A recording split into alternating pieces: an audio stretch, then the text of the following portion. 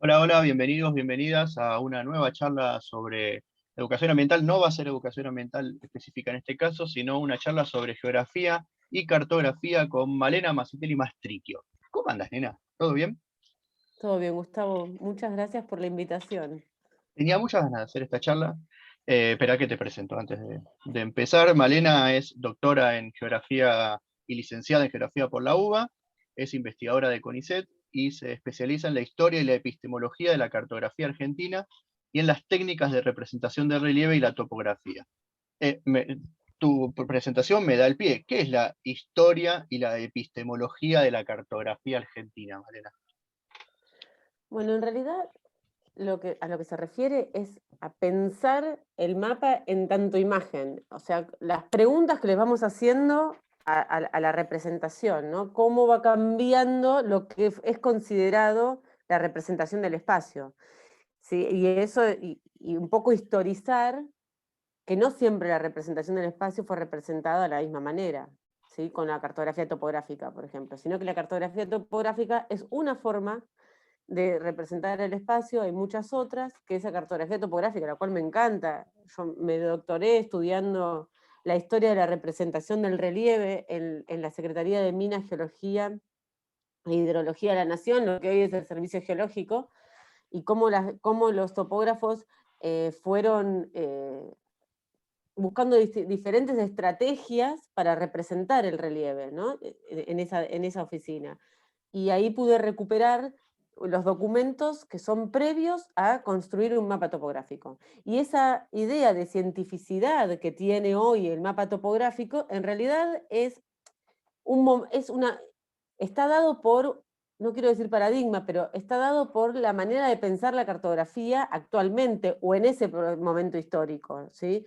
Una manera de pensar la cartografía como una representación real, a Mm. escala de lo real, cuando en realidad, bueno, hay otras maneras de representar el espacio, ¿no? O sea, ¿por qué no tenemos nosotres, me cuesta mucho el nosotros, Decí eh, nosotros, está bien.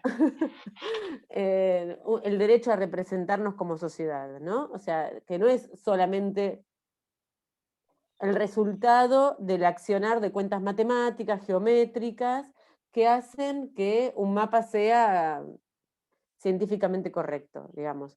Y justamente cuando hacía la tesis doctoral yo encontré muchas imágenes previas a la realización del mapa topográfico que me llevaron a decir que el mapa es un tapiz de imágenes, cuentas y hasta fotografías, porque los topógrafos para hacer el mapa sacaban fotos, o sea, intentaban representar la tercera dimensión del relieve en varios registros visuales que lo llevaban a gabinete y después les servía como ayuda a memoria para poder construir esa forma que habían visto en el campo. ¿Pero esas ¿Sí? construcciones tenían pretensión de objetividad? Sí, Digo, totalmente. Sí, la del topógrafo, sí, el topógrafo es un sujeto que se ve así, tampoco, ojo, porque así como vemos la figura del mapa, cómo cambia a lo largo de la historia, y el sujeto topógrafo también cambia a lo largo de la historia, ¿sí? No es lo mismo el topógrafo, no es lo mismo Mercator que un topógrafo del siglo XX, digamos, no es lo mismo. Lo que pasa, y tampoco el tipo de mapa que hacía cada uno, pero estos topógrafos, a lo largo del saber topográfico de la Dirección de Minas, por ejemplo, que por ahí podríamos hacer una interpolación con lo que es la Dirección de Geodesia lo que actualmente es el Instituto Geográfico Militar, perdón, Nacional, nacional. Nacional desde el 2009. eh, Me perdí. Lo que se Pero, estaba, espérate, yo el perfil del topógrafo fue cambiando eso. Pasó eso. a ser, por ejemplo, si vos ves los manuales de los topógrafos de la dirección, hay un manual que se llama Consejos para jóvenes topógrafos.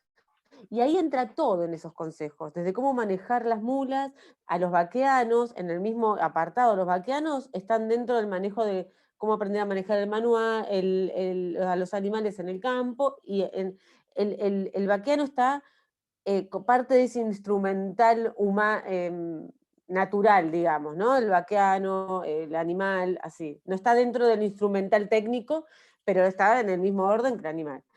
pero son consejos, ¿no? Y después, a medida que fue pasando el tiempo, a medida que la década del 50 avanzó, que la ley de la carta se homogenizó en otros tipos de instituciones, esos manuales se fueron volviendo cada vez más técnicos, cada vez más universales a las instituciones nacionales, podemos decir. Y la representación del relieve también. Y espera, te quiero preguntar algo. Nosotros en geografía Sí, física, por ejemplo, trabajamos con la carta topográfica de Salta, que tiene sí, del año vieja, y tiene, te dice, ¿no? El levantamiento de la información es de 1908. sí. En el medio de la cordillera de los Andes en Salta, ¿cómo se levantaba esa información? ¿Iba el vaquiano a levantar esa información? Sí. En realidad, Posta. acá hay algo que está bueno porque vos llamás a la geografía física y hay algo que no se sabe, ¿no? Es que cuando se presentan los planes cartográficos, los estados-nación, se dice que necesitaban dominar el territorio, etcétera. Sí, Mm. eso es una parte. La otra parte es que necesitaban relevar geológicamente, mineralógicamente, hidrológicamente, todo, se tenían que relevar en varios aspectos, varios datos. No solamente que el Estado quería controlar. Y ahí hay en pugna varias oficinas técnicas, como es la Dirección de Minas, Geología e Hidrología, que lo que ellos querían, Hermite, quería, que fue uno de los primeros directores, argentinos, porque antes estaba Hoslock, pero tenía otro nombre, lo que él quería, necesitaba, era una topografía para dibujar, poder volcar la geología. Es de aquí que se presentan dos planes cartográficos. Uno el del Instituto Geográfico Militar, voy a hablar de Instituto Geográfico Militar porque estoy hablando del principio del siglo XX, que se presenta en 1912. Y otro que presenta lo que es el Servicio Geológico, lo presenta la Dirección de Minería, que no se conoce y tiene otro detalle, pero que tiene que ver con la discusión técnica de lo que era posible y no posible hacer en ese momento para cartografiar topográficamente el país. La dirección, el IGM, perdón, lo que presenta es un proyecto que genera controversia tanto en el seno del propio instituto, porque ellos proponen presentar un mapa, una red de puntos de altimetría, de alturas y geodésicos en todo el territorio, que no había ni capacidad financiera, ni técnicos, ni capacidad humana para Saldría relevarla. fortuna, me imagino, hacer algo así. Fortunas, pero además no había técnicos capacitados para hacerlo, o sea, no había escuela de topografía, se había armado una escuela de topógrafos en el ejército, pero que se había sido cerrada cuando el ministro cuando la escuela militar, el colegio militar incluye esas asignaturas, para otra charla. Pero no había muchos técnicos. Por lo tanto, era medio, no era que, a ver, vamos a hablar de ficción, no de si está mal o está Mm. bien, ¿sí? Lo que ellos querían hacer, lo que quería hacer Aparicio, que era el presidente del IGM en ese momento, era lo que yo llamo cuidar la soberanía cartográfica, porque si vos no tenías un plan cartográfico como eso, como el que él estaba proponiendo, imposible, y él sabía que era imposible, eh, venían las potencias cartográficas, Alemania, España, y te cartografiaban el territorio para un proyecto a nivel nacional, mundial que se llamó Mapa Millonésimo. En ese contexto, la Dirección de Minas necesita cartografía topográfica para poder Y hacer, soberana, digamos, y ¿no? soberana, exactamente. Y Hermite dice, esto es imposible que esta institución haga esto, pero como no puede decirlo así, lo que hace es presenta un plan cartográfico que es uno en 200.000, en la misma época, en 1911. Tampoco se completó porque son proyectos, por la extensión que tiene la Argentina, etcétera, son imposibles, o sea, imposibles de abarcar económicamente sobre todo. Y necesitaba otras zonas, porque el IGM cartografiaba alrededor de ciudades para que el proyecto no se fundiera, porque si se morían los topógrafos, y ahora voy con eso, las primeras hojas topográficas al 100.000 son alrededor de ciudades, porque eran también una manera de llegar rápido, porque las campañas duraban mucho tiempo. ¿Cómo iban al campo para relevar eso? era mucha gente. Me No imagino. iban, o sea, actualmente van menos, pero iba el topógrafo, un aprendiz de topógrafo, cocineros, los que armaban la carpa, y allá se contrataban vaqueanos. Y eso es fundamental, fundamental para llegar a buen puerto en la topografía, porque el vaqueano es el que conoce la zona. Es más, en este lugar, en este libro que yo te digo que escribió un topógrafo que se llama Carnacini, que según decían los topógrafos de minería, había sido discípulo de Perito Moreno, no sé, no lo pude comprobar,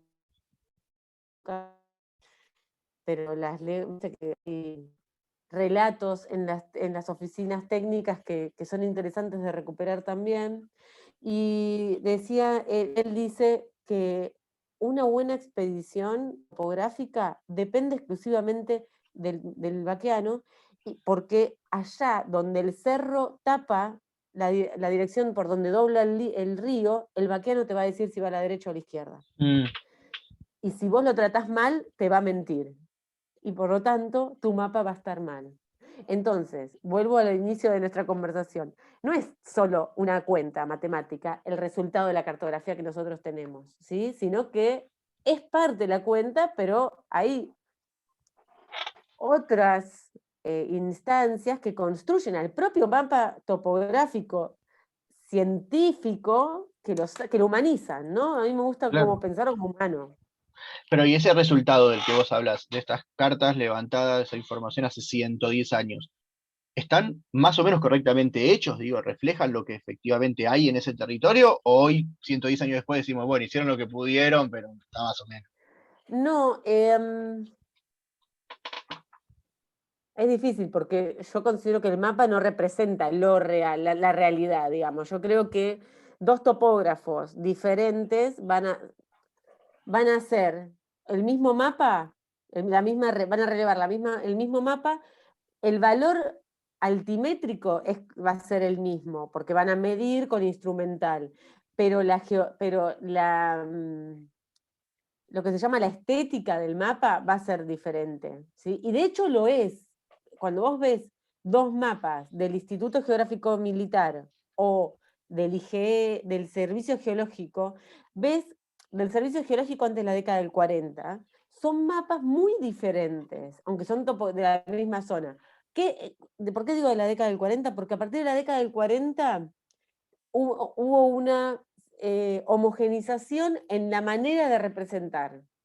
Se borran las achuras de todas las cartografías topográficas porque sale la ley de la carta del 41 y parecen dos mapas de la misma institución, aunque son del IGN y del CGMAR, ¿no? Instituciones actuales, digo. Pero, digamos, sí sirven. La topografía no cambia tan rápidamente como como para que queden obsoletos. Lo que va a cambiar por ahí, y de hecho cambia, es no la topografía, sino la planimetría del mapa topográfico. Ahí sí, sabemos que los elementos que no son del relieve son los planimétricos, ¿no? La planimetría, etc. Claro. Pero fíjate que también hay decisiones de lo que se pone y lo que se saca del mapa topográfico. Por ejemplo, las monografías topográficas de la Dirección de Minas incluyen el nombre de los vaqueanos. Por ejemplo, dice este Mira, mapa topográfico tiene una monografía y cada punto trigonométrico que se midió dice, bueno, ¿quién conoce el punto? El cura José.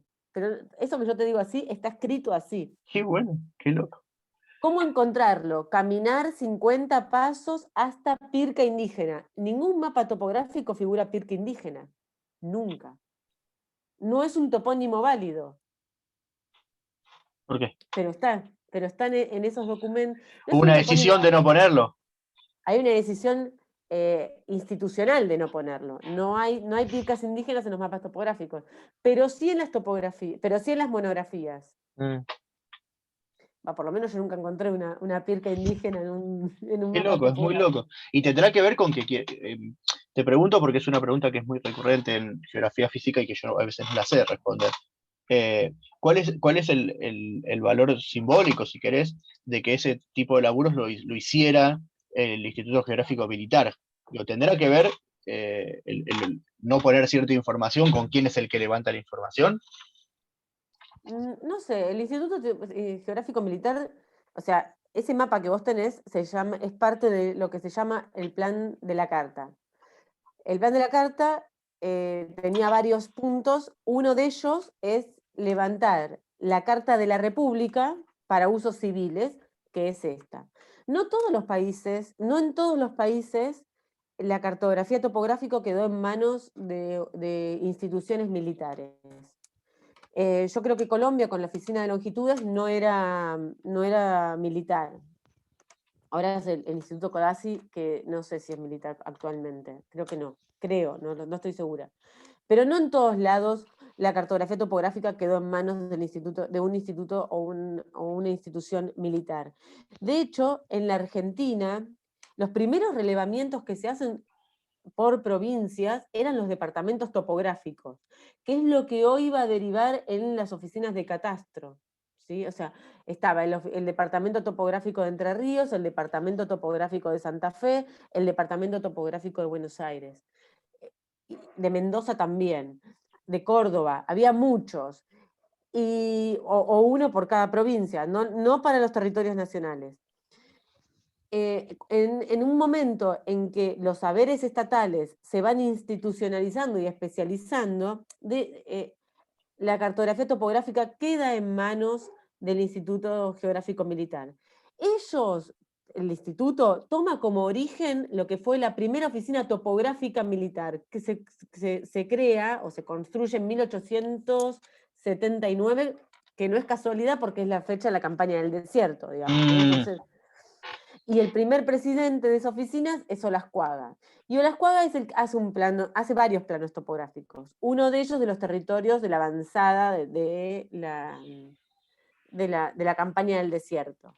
Pero no tiene nada que ver con el tipo de cartografía que se presenta en el siglo XX en la década de 1910. En 1912 se presenta el plan, 12. El IGN en realidad yo sigo los pasos de Carla Lois, que fue mi directora de tesis, que ella plantea que el IGN empieza en 1904, cuando aparece por primera vez con ese nombre, y es ahí en donde el IGN amplía su planta, o sea, de tener un topógrafo y un ayudante, amplía a topógrafos, geodestas, la amplía, pero hoy en día, eso yo lo escribí en mi tesis de licenciatura hace mucho tiempo, lo que hablábamos antes, pero No actualmente, tanto tiempo. no, No. actualmente uno podría decir que el IGN se construye o empieza como institución cuando presenta este plan, que es totalmente diferente. ¿Por qué queda ahí? Hermite en el 14, en 1914, escribe, ¿no? Que es el director de la Dirección de Minas, escribe en las memorias de la institución.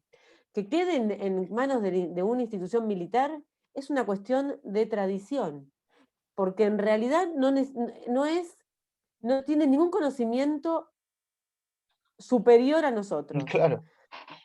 Lo que pasa es que, y es más, se les escapa algún tipo de conocimiento técnico, como es el hidrológico, el geológico, etc. Si vos me preguntás a mí, yo creo que en el siglo XX se produce una especialización de los saberes de estados, entre los que está la topografía también, la geología, la topografía, y hay como instituciones que van...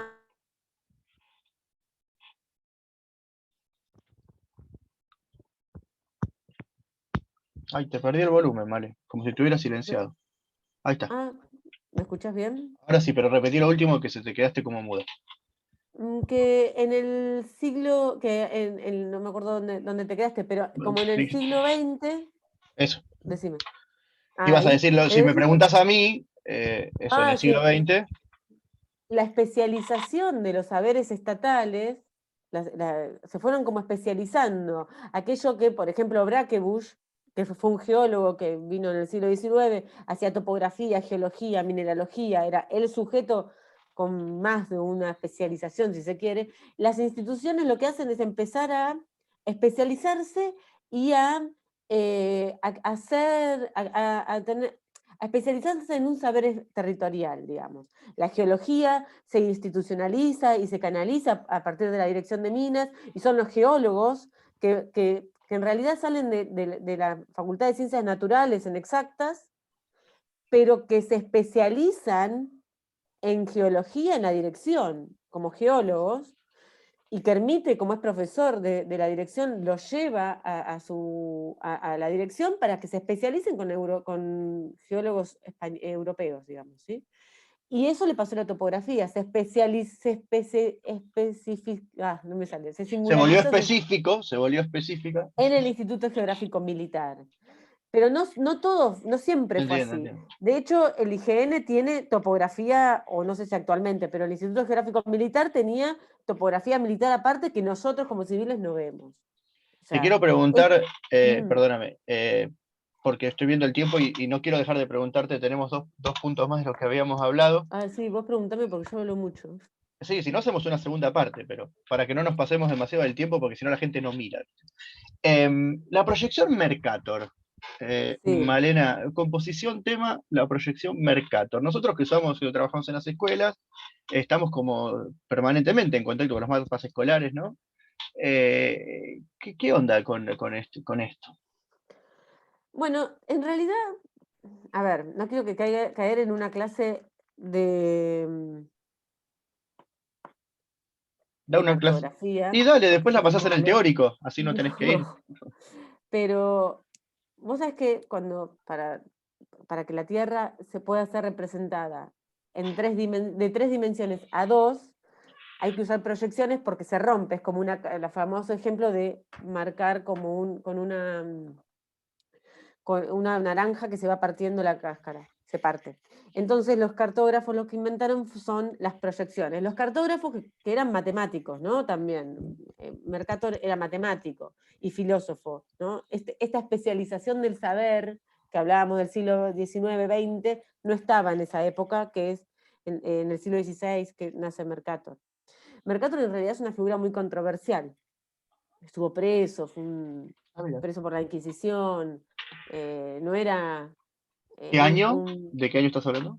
1500, no me acuerdo, después me fijo bien y te paso, no me No, no acuerdo. importa, no importa, por el 1500. Sí, el siglo XVI, digamos. Entonces, em, para representar a la Tierra en 2 dimensiones hay que usar proyecciones, pero siempre hay que elegir una deformación, un tipo de deformación. Es decir, si vos querés mantener ángulos, se te va a deformar la figura de los países, se te deforman. Si vos querés mantener las figuras de los países, se te va a deformar los ángulos. En el caso de Mercator, que él es la primera proyección después de usar el mapa de Ptolomeo, que se descubre en el siglo XV por los árabes, porque fue guardado por los árabes, eh, y que la cartografía ptolomeica o de Ptolomeo fue la que usó Colón para llegar a América, Ujú. que es un poco más chica, etc. No es, el siglo XV no es mi especialidad en la historia de la cartografía, claramente, pero Mercator lo que necesitaba en esa época era que los barcos no naufragaran, porque en esa época no se conocía la longitud. La latitud se podía calcular, la longitud se podía calcular, pero en tierra. ¿Por qué? Porque arriba de los barcos los relojes se descompensaban, ¿sí? Entonces era muy difícil mantener la longitud, calcular la longitud en el agua. Mm. Entonces él inventa una proyección, que es la proyección Mercator, que es la que conocemos hoy, que mantiene ángulos. Que vos fíjate que los meridianos y los paralelos de esos mapas con los cuales ustedes enseñan cortan en 90 grados. Ujú. Entonces, y es lo que vos pones la brújula y podés mantener una línea recta, ¿sí? Y llegás a destino, sin tener la curva que se llama nunca me va a salir, ortodroma, ¿sí? Mientras no Pero esa quede línea solamente en la recta, primera parte, está bien. pero digo, en matemática la recta es o sea, como la línea más corta es una recta, ¿no? Una línea entre 2 puntos. En el mapa de Mercator, esa recta en realidad es una curva. Claro. Entonces, está mal calcular la distancia con ese mapa. Pero ¿por Porque, qué finalmente termina instalándose y difundiéndose esa y no otras bueno, formas de proyectar?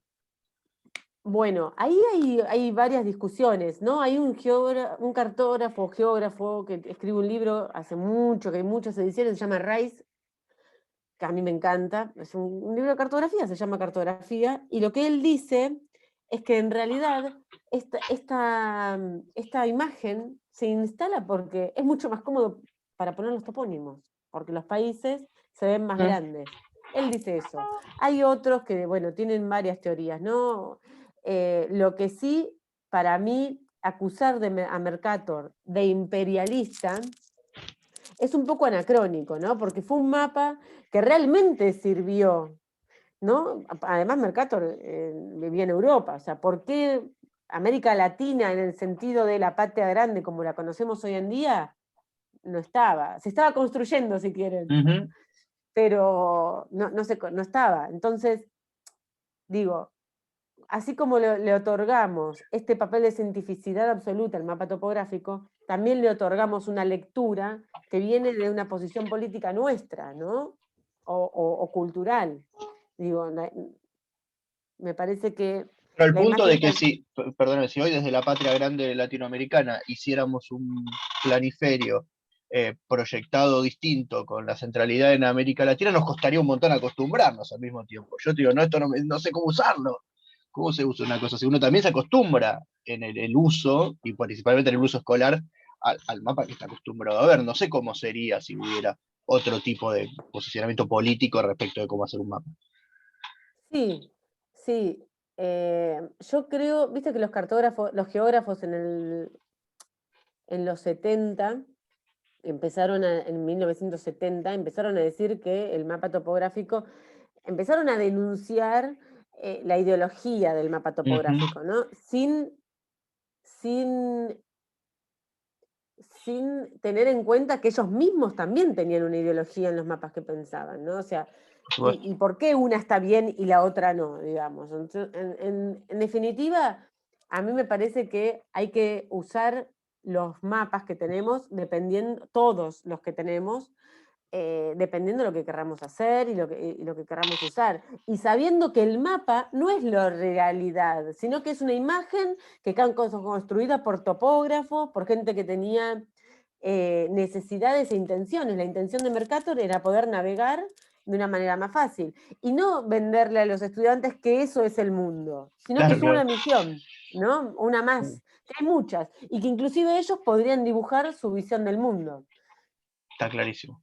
Clarísimo. Está súper interesante porque es un tema que aparece mucho en las aulas y está bueno para discutirlo. Lo último, Male, que te quiero preguntar, cuando charlábamos antes, me mandaste como un puntito que decía cartografías menores. Ah, bueno, No eso sé qué son las cartografías menores, ¿me contás? en realidad eso viene por Deleuze cuando habla no se tendría que haber mandado ese punto. Si No, querés las que charlamos cartografías, de otra cosa. no, no, en realidad eso viene de Deleuze, que habla en un libro que se llama Kafka por una literatura menor, y él habla de que Kafka rompe un poco con esa hegemonía, no me gusta la palabra, pero hegemonía de la lengua alemana, porque él escribe como por afuera de esas reglas. Nosotros lo que pasa es que nos llegan las traducciones, pero Mm. yo no leo alemán. Y leyendo eh, a una historiadora de la cartografía y de la epistemología de cartográfica, que es Giselle, no me va a salir el nombre, el apellido, pero bueno, que yo admiro mucho, Giselle. Giselle, en portugués, Girardi. Y ella lo que decía, toma eso y dice, y yo trabajando con cartografías de los envoltorios de los chocolates Águila, empezamos a ver que había cartografía menor, ¿no? Esto lo dice ella, hay cartografía menor. ¿Qué es la cartografía menor? Aquellas representaciones que salen de lo que el saber cartográfico dicen que es válido y que no. ¿Sí? O Me perdí sea, con lo del chocolate águila. Espera. ahora te cuento. Ah, Eh, entonces, la cartografía menor son esos chocolates, son esas cartografías que están por fuera de lo que el saber cartográfico dice que es una representación válida del territorio y que no. Y yo con una chica, una estudiante que ya se está por recibir de La Plata, que se llama Martina, estuvimos trabajando con unos envoltorios de chocolate. Águila sacó una serie que mostraban, eran ¿viste los chocolates de taza? Mm. Estamos haciendo propaganda Ángel, al que manden. claro, canje. Que vos comprabas los chocolates y podías armar la silueta del territorio nacional con determinados iconos que representan las regiones argentinas o distintas provincias de la Argentina, digamos, ¿sí? Por ejemplo, en Buenos Aires estaba el Cabildo, en Entre Ríos estaba el río Palmar, pero no estaba delimitado el territorio provincial, sino que estaban esos iconos que mostraban Mm. características del país, de las distintas regiones. Entonces nosotras con Martina veíamos que eso era una cartografía menor, porque es una cartografía que para el saber cartográfico no es cartografía, porque no representa la... porque está por fuera de lo que el saber cartográfico institucionalizado dice que eso es un mapa o no. Simple, así. Pero sí representaba geografías mayores. Es decir, Mirá esa vos. cartografía nacionalista Mm. que se instaló de lo que es la geografía nacional, digamos. Las cataratas, El Perito la cueva de Moreno. el Perito Moreno, ¿viste? Sin haber hablado todas esas, las Malvinas con los pingüinos, no sé, todo, ¿sí? La cueva de las manos, ¿sí? O la Pampa con el gaucho, esa geografía que, que en el sentido, hay un autor que a mí me gustó mucho, Chevalier, dice para geografías, ¿sí? Esa geografía que se construye a partir del relato no geográfico, si querés. Claro. ¿Sí? Es Y las interesante. cartografías menores es eso, es esas cartografías que representan problemas espaciales, pero que no están dentro de lo que el saber hegemónico dice que es cartografía o no. Y ahí entran las cartografías de los artistas, ¿no? Los que hacen los artistas, que muchos de ellos trabajan mapas e imágenes territoriales. Está buenísimo. Buenísimo. Bueno, vale. eh, Creo que merecemos hacer una segunda parte porque quedé con 25.000 cosas para preguntarte, pero Ay, sí, yo me, te me hablo un encantó, me montón. encantó charlar con vos, hacía 1000 años que no charlábamos. Eh, Me encanta la claridad con la que explicás, sin tener ninguna animosidad con el profesor con el que cursé cartografía. Hubiera preferido 10.000 veces cursar cartografía con vos que con el que cursé. Bueno, le mandamos un saludo. Y bueno, te agradezco un montón que te hayas tomado este tiempito para charlar conmigo. No, muchas gracias a vos. La verdad es que espero que les sirva a los profesores. Yo doy clases en Quilmes para profesores y la verdad es que descubrí un mundo porque hacen un laburo increíble. Así Bueno, que gracias. Ojalá muchas circule gracias. lo más que Sí, y podamos. felicitaciones por el proyecto. La verdad que está bárbaro. Gracias, Vale. Un beso. Nos Beso vemos. grande. Chau, Saludos. chau.